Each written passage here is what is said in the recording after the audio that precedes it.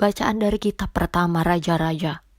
Kemudian berdirilah Salomo di depan mezbah Tuhan di hadapan segenap jemaah Israel. Ditadahkannya lah tangannya ke langit, lalu berkata, "Ya Tuhan Allah Israel, tidak ada Allah seperti Engkau di langit, di atas dan di bumi, di bawah. Engkau yang memelihara perjanjian dan kasih setia kepada hamba-hambamu yang dengan segenap hatinya hidup di hadapanmu. Tetapi benarkah Allah hendak diam di atas bumi? Sesungguhnya langit, bahkan langit yang mengatasi segala langit pun tidak dapat memuat Engkau, terlebih lagi rumah yang kudirikan ini.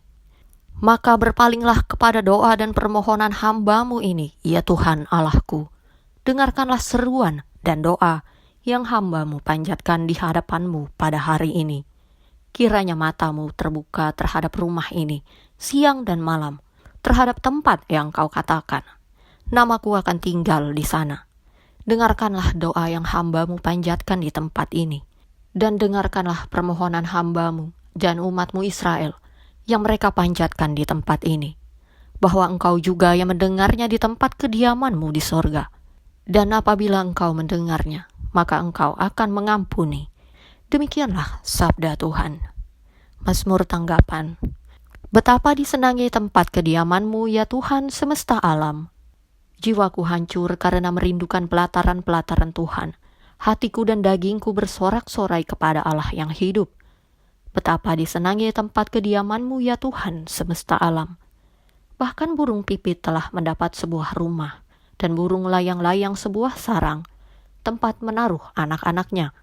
Pada mezbah-mezbah-Mu, ya Tuhan semesta alam, ya Rajaku dan Allahku. Betapa disenangi tempat kediaman-Mu, ya Tuhan semesta alam. Berbahagialah orang-orang yang diam di rumah-Mu, yang terus-menerus memuji-muji Engkau. Lihatlah perisai kami, ya Allah. Pandanglah wajah orang yang Kau urapi. Betapa disenangi tempat kediaman-Mu, ya Tuhan semesta alam. Sebab lebih baik 1 hari di pelataran-Mu daripada 1000 hari di tempat lain.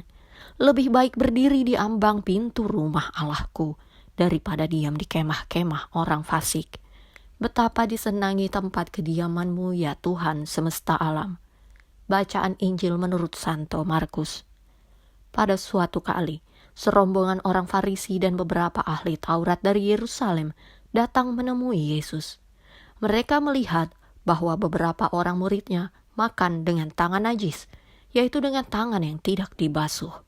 Sebab orang-orang Farisi seperti orang-orang Yahudi lainnya tidak makan kalau tidak melakukan pembasuhan tangan lebih dulu, karena mereka berpegang pada adat istiadat nenek moyang mereka.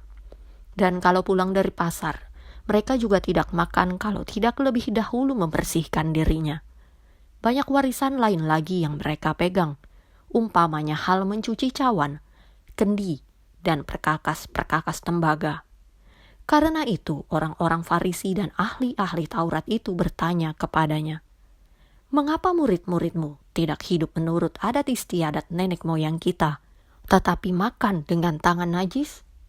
Jawabnya kepada mereka, "Benarlah nubuat Yesaya tentang kamu, hai orang-orang munafik. Sebab ada tertulis, bangsa ini memuliakan aku dengan bibirnya, padahal hatinya jauh daripadaku. Percuma mereka beribadah kepadaku, sedangkan ajaran yang mereka ajarkan ialah perintah manusia. Perintah Allah kamu abaikan untuk berpegang pada adat istiadat manusia."